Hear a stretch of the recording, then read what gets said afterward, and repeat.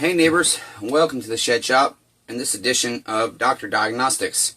Hopefully you guys can see me okay. I can't see the screen right now. I have on my bench yet another piece of equipment for wonderful customer neighbor, former cop, Nathan Bolton. He's still got some cop mentality, but we love him anyways. Nathan has 7 kids.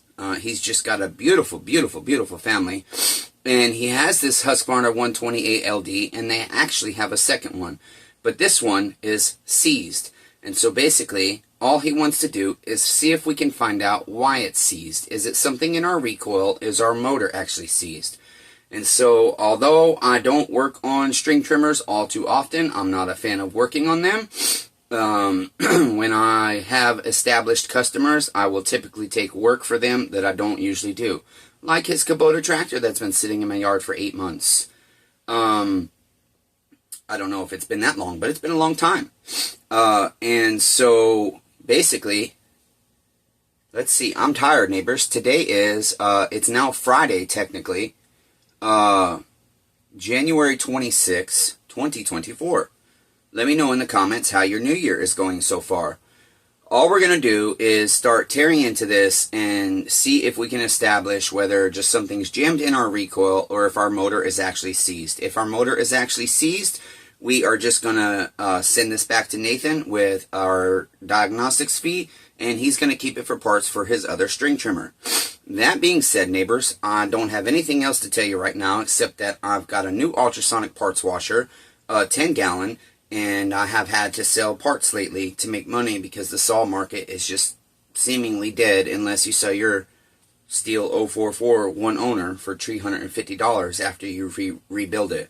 And Chainsaw Redeemer will let his saws hang on a hook, because last year I had no problem getting the prices I was requesting for my refurbished, warranted equipment. Everybody wants me to sell my stuff as cheap as people that are shady and have low reviews on Marketplace. Like selling an 025 that's used. Yes, that saw used in running, good condition, to me is worth $175 to $250. But when you add a refurbish to it with a warranty, and a guy that has a YouTube channel that shows you awesome content, teaches you things, shows his work, has hundreds and hundreds and hundreds of positive customer reviews with 0 negative customer reviews, and shows you on his YouTube channel that he also has plenty of proof that he honors his warranties, his stuff is worth a little more. So for me, with a brand new bar and chain, I like to get $300 to $325 for my 025s. That sounds outrageous, right? I know it does. However, when you see how much work I put into my equipment, you understand why I asked that price. And so, again, last year, no issues selling my stuff at the prices that I requested. This year, I've dropped my prices by up to 35%. And things just have not been selling for the past several months. I was talking to a subscriber who I'll keep anonymous because of the politics of the conversation. And we think there's a recession coming. And I think that this inflation going up so fast, just as he thinks, is going to cause a lot of problems. But I think even more than he might think, I think that us Americans are getting fucking tired of it. And they're going to cause anarchy. They're going to cause an uproar of the people. It's like 2 a.m. neighbors. I had a really rough day today with my pain. I'm still having a rough day. But I bought the bigger parts washer on 6 months no interest on my Chase credit card. And of course I know I'll end up paying interest most likely. But I've had to sell parts. And I don't make very much money on parts because I have to sell them on eBay. And eBay charges me lots of fees. And for me to sell them quickly, I have to price them cheaper than other people have dirty used parts for. Mine are ultrasonic washed. My carburetors are rebuilt, and I'm selling them for the same price as a used non-tested carburetor. It is what it is, neighbors. That being said, I'm about done talking. Go ahead and say I'm on meth, neighbors, because I'm working at 2 o'clock in the morning. But you don't know that I have to work when my body lets me work, and my mind allows me to let my body work. Let's get to work, damn it, neighbors. I'm going to turn you down to the bench. guess we have to merge this with the last portion because we accidentally hit stop because you guys fell onto the floor and cracked your head. No more monkeys jumping on the bed. Alright. I don't know this thing, like I said, so I can't tell you what tools we need, but it's probably going to be like T25s or 4 mils. It looks like it's going to be T25s. So I'm seeking out my T25 drill bit right here. I think this will be a T27. I know I have a T25 here somewhere for the drill. Here's a T25. Okay, I have a long T25 bit, but I don't know where it is, so we'll use this one for now. Okay, that doesn't stay in very good, but this is my life. Okay, I'm used to it. Used to everything going wrong, neighbors. That's just the way it is. What are you going to do? You just got to keep persevering, grin and bear it, and move on. Suck it up, buttercup, right? Okay, let's grab a drill, and we'll start by taking this recoil off, because really, if we take our recoil off, we can see if our flywheel's spinning or not. And that will give us a pretty good idea of what we're working with. Nope, our flywheel is not moving, so our motor appears seized.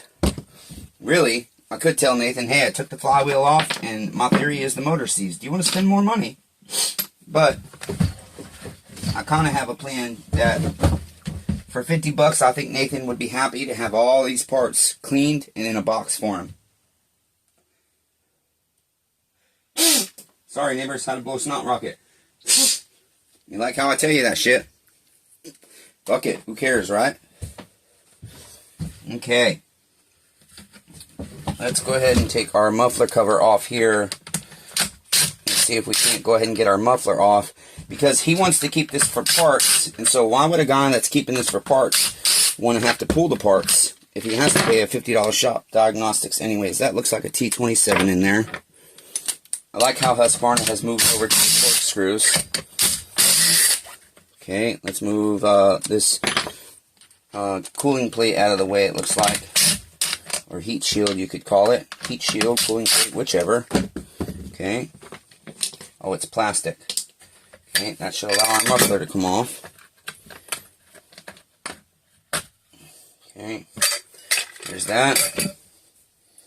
And I just do not see...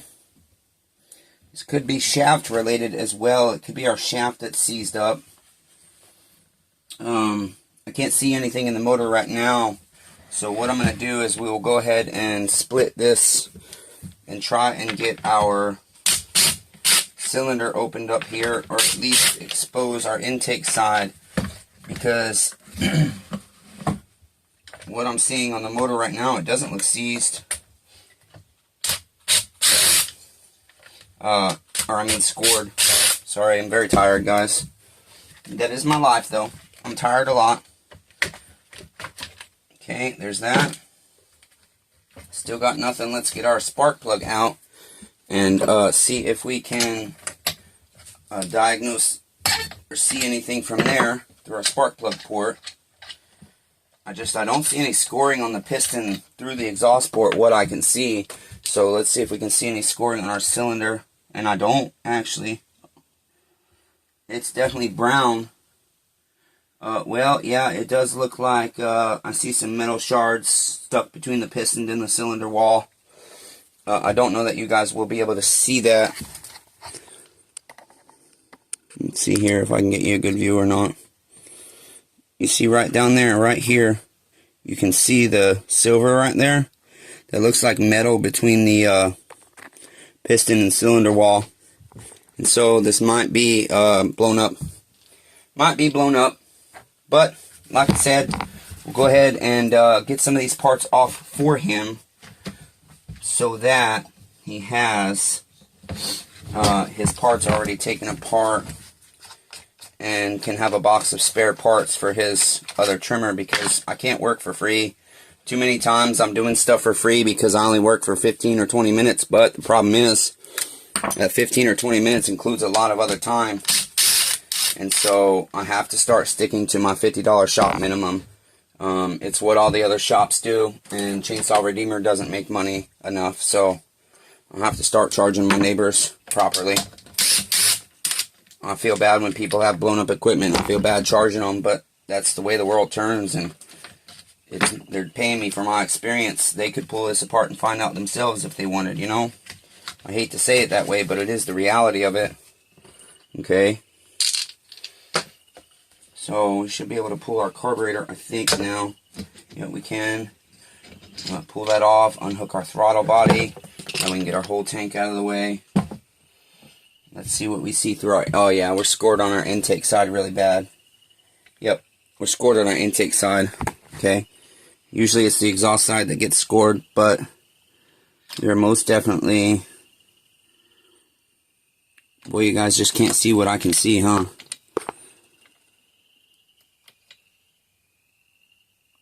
Trying to get you the view there. But it doesn't work. Yeah, there you go. Now you can see it. Scored on our intake side. So, his motor is blown up, that's for sure. But everything around it is good. He's got a good spare shaft. He'll have good spare coil. Lots of good spare parts here. Secondary parts in case his other one blows up. But I want to go ahead and take this cylinder off. It looks like we have T25s for our cylinder. And so we'll pull our cylinder off. And that way we can get a good understanding of exactly what it looks like. Not quite sure why this thing is scored. I forget. I haven't had a piece of equipment scored on the intake side in a long time. And I forget what causes intake scoring. Maybe you guys, if you know, go down in the comments and tell me what causes the intake side of a piston to score. Do you know? If you don't know, take a guess. Okay, take a wild guess, and then the experts can tell us the right answer. Okay, so there's our 4-cylinder bolts. Let's see if this jug... Oh, it's not going to come off yet, I don't think. We have to remove this other side of the shroud and remove our shaft. So let's go ahead and do that real quick. I have an MS200T in the ultrasonic. That's the only reason I decided to go ahead and do this. I really am trying to get caught up on... By caught up, I mean I have a lot of customer stuff that's just been here a while. That's not high priority because of the time of year. And like Nathan's lawnmower, I'm just struggling to find the resolution. I have the repair manual on his tractor, and we have an acceleration / brake pedal that is really stiff, and there's no information as to how to fix that in the manual. And what I think is wrong, the part is not on the IPL. There's nothing about how to fix it. Okay, so let's see. Boy, I already just forgot what screws were what there. I believe all these go to this. Okay, let's pop that one out so we don't lose it, because we want him to have his hardware where it is. Okay, and then that exposes these 2 T25s for our shaft here. I believe this will remove our shaft. Those are actually loose. Very loose. Very, very loose. It shouldn't have been like that.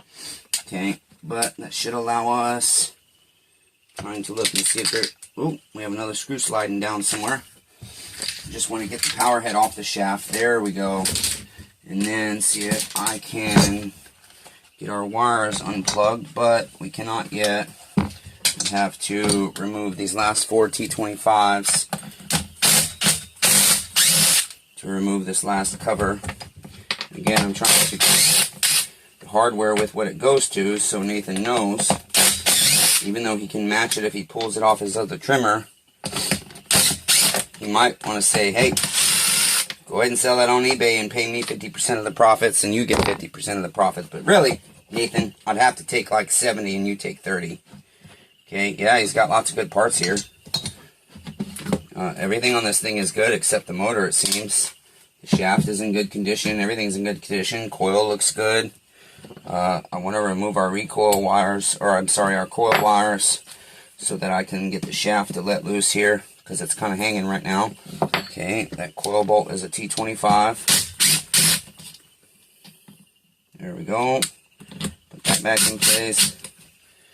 Now that should theoretically be able to come off, and that will be the last thing holding our shaft to our... Should feed through right there. Yep, it does. and everything dropped down. Oh well, it is what it is. Didn't break. That's the important part. But it doesn't appear this wire is going to reach through, or these wires are going to go through. There's a clip here. Here we go. Unclip that. There we go. I didn't see that before. And then go ahead and pull the band-aid off, hopefully. Doesn't appear the band-aid's going to come off. No, not going to come off.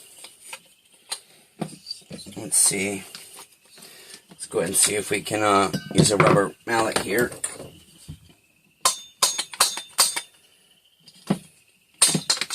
Yeah, that thing is totally seized on there, 100%. There we go. Look at how bad that is. It almost looks like a piece of metal broke off. Let's see if it was from our spark plug anode. It was not. I can't say what got caught in there, but something just completely gouged his cylinder out. You can see, let me get the light for you, and then that's going to be it. I'm going to leave this on the bench for tonight. See that? That is horrible gouging.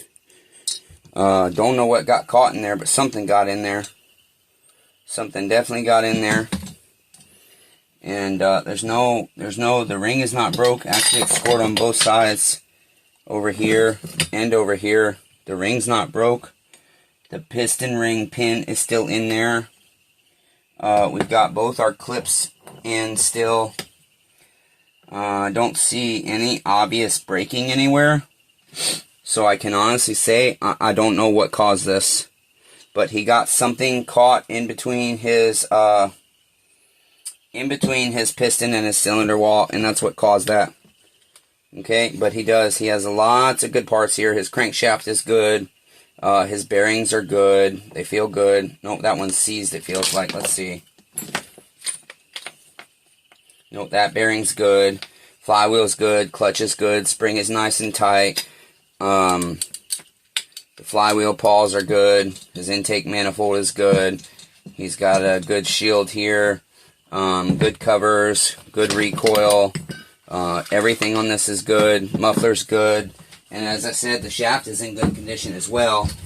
All his wire harnessing looks good. His handle is good. Trigger's good. So everything else there looks good. The head is good. So yeah, for 50 bucks to have that taken apart and be sure, I'm sure to him, since he had it done, it was worth it. Plus, sometimes I think Nathan just gives me stuff to work on to give me work. Even if I say I don't want to work on it, he still bullies me into taking it. Like his Kubota tractor, he bullied me into working on that. Just kidding, Nathan. You didn't bully me, but you know I didn't want to work on that chip. That's why it's still sitting here, because it's hard for me, because I'm disabled.